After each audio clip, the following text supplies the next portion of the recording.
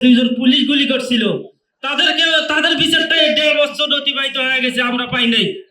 আমার ছোট ভাই শহীদ আবু সাইদ, জুলাই গণ অভ্যুত্থান প্রথমে এটা শুরু হয়েছিল কোটা সংস্কার আন্দোলন দিয়ে। আমার ছোট ভাই আবু সাইদ রংপুর রোকেয়া বিশ্ববিদ্যালয়ের 12তম ব্যাচের মেধাবী শিক্ষার্থী ছিল।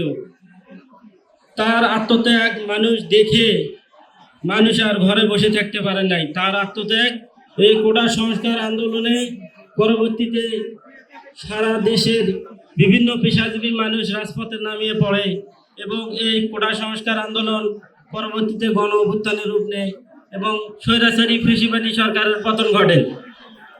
এখানে উপস্থিত আছেন আমার বড় ভাই রমজান আলী। আসলে উনি বড় ভাই আছেন, ওনার কথা বলার দায়ী উচিত ছিল। তারপরও যেহেতু নামের লিস্টটা আগে করছে, আমি এখানে কথা বলার জন্য আসছি। আমার এখানে বড় ভাই রমজান আলী উপস্থিত আছে। Bashundhara public school and college 2026 শিক্ষাবর্ষে ভর্তি চলছে। জনাব তারেক রহমান স্যারের কাছে আমাদের শহীদ পরিবারের থেকে রিকোয়েস্ট থাকবে যে আমার ভাই প্রথম শহীদ, যে তাকে প্রকাশ্যে গুলি করা হয়েছে, বিভিন্ন মিডিয়াতে সরাসরি লাইভ টেলিকাস্ট করা হয়েছে।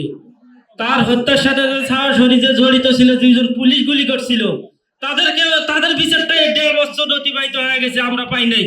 তাহলে চোখের অন্তরালে যে হত্যাকাণ্ডগুলো ঘটেছে, এগুলোর বিচারগুলো ইন্টারিম সরকার কিভাবে করবে এবং আমরা কিভাবে বিচার পাবো, নেই বিচার পাবো, এটা প্রত্যাশা আমরা কিভাবে করব।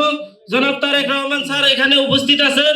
আল্লাহ যদি উনাকে সম্মানিত করে, উনি যদি দেশের প্রধানমন্ত্রী হতে পারে, আছে তাদের পুনর্বাসনের জন্য যা করণীয় উনি তা করবে, এই প্রত্যাশা রাখতেছি। এবং আমাদের যে আহত যোদ্ধারা আছে, বিশেষ করে যারা হাত এবং পা হারাইছে, তারা কিন্তু আমাদের জীবন্ত শহীদ।